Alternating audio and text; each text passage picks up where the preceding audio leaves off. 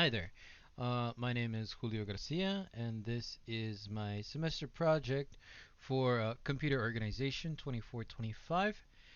So let's get started. We're just going to go ahead and do a quick run through of the code itself, or of the program itself, and then we'll come back and look through the code and see a little bit of how it works. So, welcome to the city of Sigil. A city of trade for some, but a cage for others. So, who are you? Captain Leilu, the female halfling. Bonder, the bonding unit. Frizz, the male delivery gnome. Let's go with Captain Leilu. You are captain of the Portal Express ship. You and your crew deliver packages across the plains. You have miraculously made it back to your base in Sigil after your last mission. You gather your items and the crew for the next meeting. You gain your grapple claw. Frizz is in the on-location doctor, and Bonder is fixing the damaged Portal Express ship received in the damage the Portal Express ship received in the last mission. Let's go get Frizz. You find Frizz lying on his side with Dr. Zoinberg's claws halfway into Frizz's open side. The professor needs us in 5 minutes, you declare. Frizz will be right out, The doctor replies as he pulls out a phalange lug nut from Frizz's colon, handing it to you, immediately injecting Frizz with the company's certified anesthetic. You watch as the doctor miraculously sews Frizz back together and sends him off with a lollipop. You quickly head out to find Bonder, handing him a lug nut to fix the ship. You both regroup with the rest of the crew and the professor at the launch bay. Professor Farnsfoot plods into the launch bay. Good news, everyone! As you may have realized by now, our portal ship is currently out of commission due to your incompetence. However, we managed to get hired for a delivery to deliver a parcel of utmost importance. Though you may die on this mission, if you manage to survive it, and if this damn cashier's check doesn't bounce, I am guaranteed to get the ship's power core back up and running. Now, based on who you are, you'll have already decided on how to get to the portal drop-off, which is exactly on the other side of the city, in the lower ward. Oh, and one more thing. Deposit this check on the way back. Toodaloo! You gain an important parcel and the cashier's check. You think to yourself, the fastest way to the lower ward is by flight. Unfortunately, with the Portal Express ship currently out of commission, you'll have to head to the flight port to request a ride to your destination. Upon arrival, you see the lines to board the flight vessels are backed up. Drats! I think our accident in the ship may have caused a few flight lane closures. Hey, look! There's Portal Flight Commander Bap Dragonin, points out Frizz. Maybe he can help us Chimes in Bender, recalling your terrible history with Bap. You'd much rather die. Which is the punishment for flying a stolen air vessel without the appropriate permits, if you get caught. Request Bap for help or steal an air vessel. Let's ask for help first. As you begrudgingly approach Bap, it seems that he has already seen you. Hello, Leilu. What brings you to my rock-hard abs today? He asks as he attempts to flex the girdle underneath his uniform, obviously in strain. Hi, Bap. We need to help getting to the lower ward as soon as possible. You request as traily as possible. No can do, sugar bum. As you can see, we're all backed up with air traffic at the moment. Unless, of course, you'd be willing to do something for me. 2 dates, perhaps? No dates, Bap. Okay, 1 date with some vigorous hand-holding. No dates, Bap. Okay. Half a date, an inadequate attempt to first base. Groan and just give him half a date? Or no dates, Bap? No dates, Bap. I think we'll go ahead and find a different way there, Bap. Hopefully someone will loan us their ship, you say as you and the crew walk off.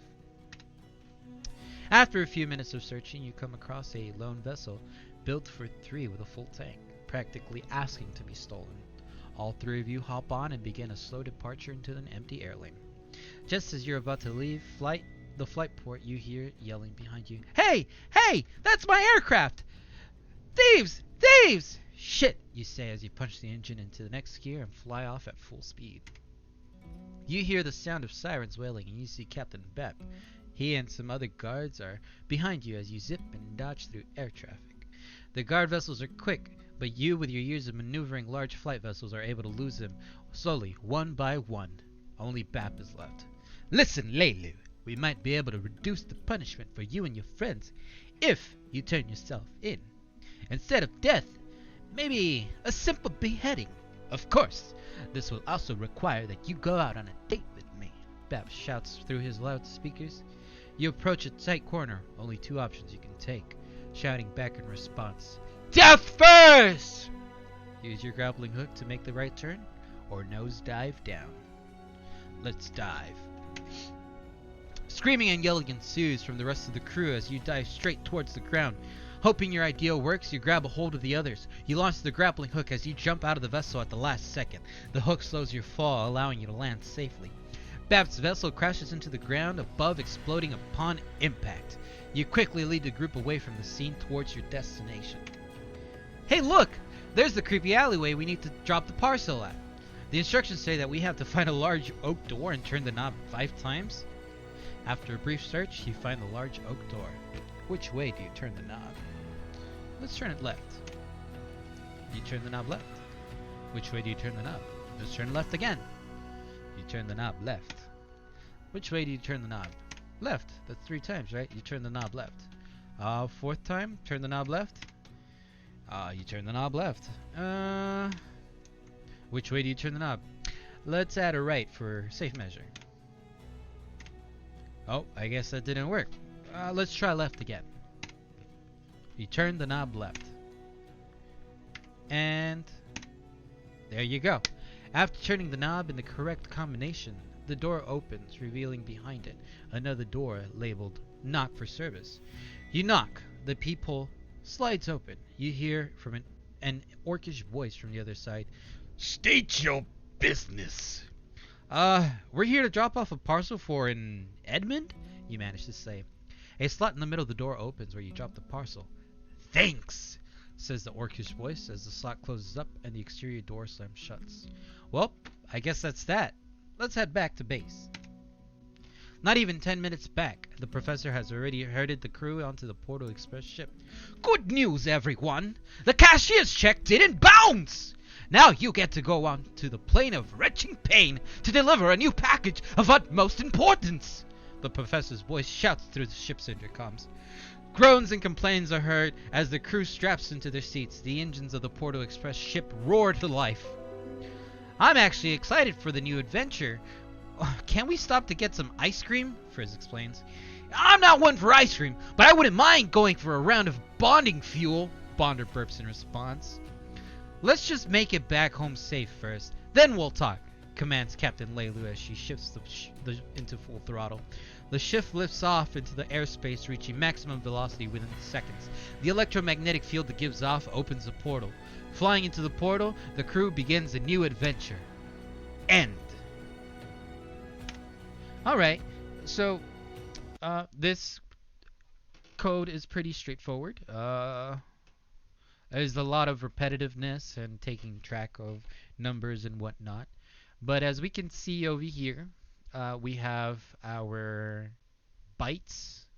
These are basically all our messages, and we have I organized it by the main adventure messages, which are used for all the characters.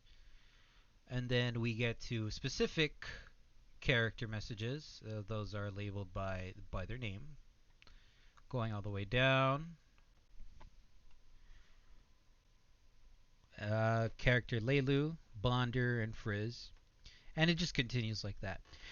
The 4 main things I was keeping track of are the character. That the character takes track of what story is being told. Keeps track of story being told.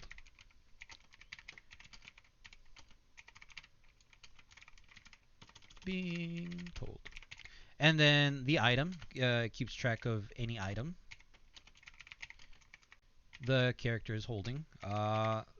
There's only a few items that are important, which are the lug nut, which we saw earlier. There's the Bonder's fuel, And then I believe that's it. There's a couple more, but that's it that are actually important. And then the nocturnes keeps track of the nocturnes for the door,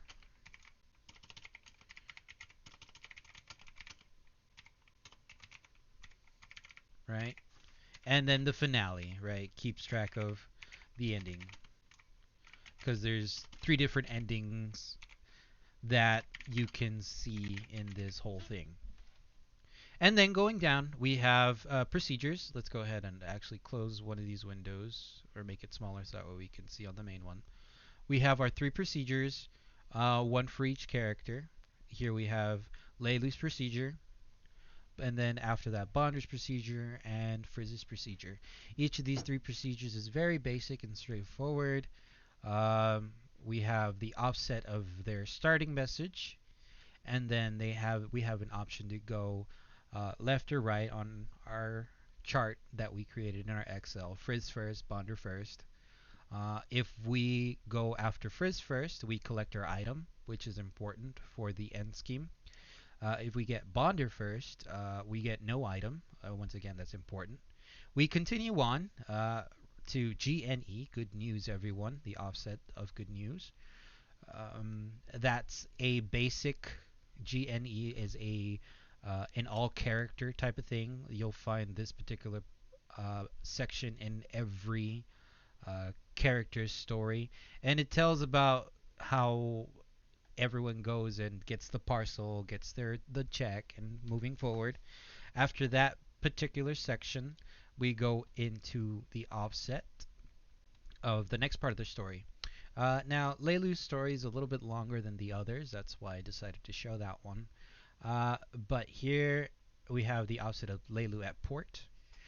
In this particular part of the story, we discover that the characters are going to the port, and it's a long line.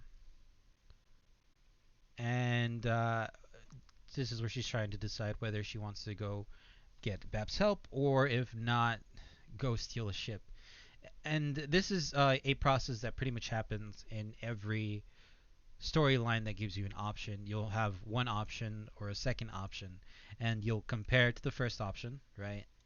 And depending on how the storyline goes, if you compare it and you make a selection of one, then you jump to the next section. Or this one, if you select two, you skip the jump if equals, you clear the screen, and you set up Leilu's plan offset, and you jump to theft instead, jumping Bab's help and going all the way to theft. Now, right here, if you do select Bab's help, it goes back and it gives you an option to select again.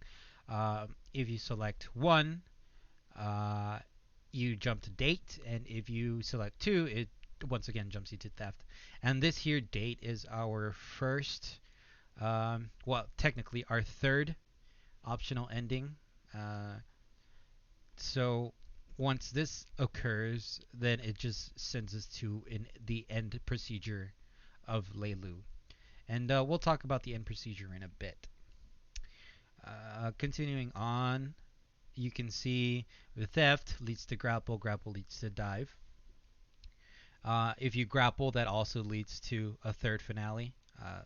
Basically, anything labeled finale 3 is a death finale. So yeah, that's these two. So jump to end procedure. If you jump to the end procedure, then you completely ignore the final uh, loop section of the procedure, which kind of tells us part of the story. Uh, Continuing on, if we do jump to the end procedure, we continue on to the main section of each character's story. So here's like all the end label stuff. Here is the main procedure. Main procedure, we start off with welcome. We select our character. We compare character 1, 2, or 3, Leilu, Bonder, and Frizz. If we start with Leilu, we call on the Leilu function. We compare finale. Oh, sorry. After the end proc of Leilu, right? The end proc of the Leilu function, we come back to the compare function, to Leilu start uh, section, and then we compare finale 3. If they have a finale 3, which means death, they just jump immediately to the end label. Otherwise, they jump to the lower ward section. And the lower ward is the same for all of them. That just continues off. That's where we find the door and are requested whether or not we're going to turn the door left or right. Now, the door is a little bit of a puzzle. I like it because if you turn it incorrectly, you do not get the correct number of knob turns. But if you do turn it, you get 5 knob turns. So, offset of the drop off, the question that you are asked there is, do you want to turn the knob left or right? And the only clue you get is that you need to turn the knob 5 times. There's really no other clue than that. So if you make your input is 1, you go left, right? Compare EX2, you go right, otherwise you go left. You get a comparison of knob turns. Of course, we start at 0, so it just goes to the left procedure, left section. Uh, you clears the screen, you add a knob turn 1, and then it gives the offset of left turn telling you that you turn the knob left, and then it repeats the prompt of turning the knob left or right. Once it reads the end, it returns back to the door loop. And in the door loop, we do the same thing over and over until the total number of times that you've gone through the left section is 5 times. If you go through the right section, you get no additional knob turns. So basically, you got to turn the knob left 5 times. Excuse me.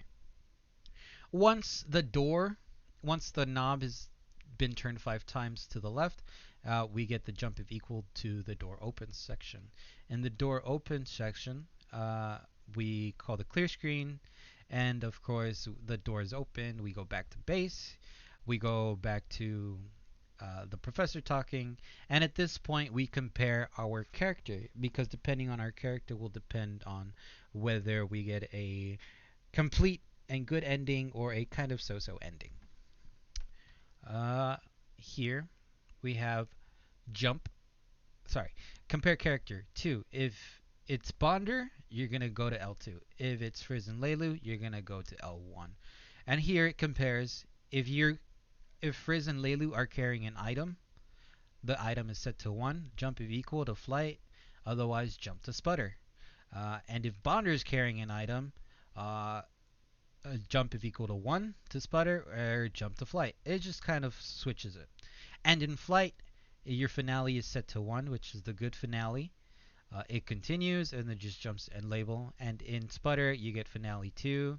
It continues and it just goes to the end label. And finally, you get compared at the end label. Compare finale 2. If it's less than 2, go to ending 1. If it's equal to 2, go to ending 3. Otherwise, jump to ending 3. And so this is where we would output finale 1, finale 2, and finale 3. And finally, we end the procedure and end the main. And that is my code for this particular project, my final project. If you have any questions, please feel free to reach out. I'd be happy to answer any of them. And I hope you enjoyed the story, and hopefully you get to experience the other character lines, which I think are also just as fun as this initial one. Thank you very much. And that'll be it. Bye bye.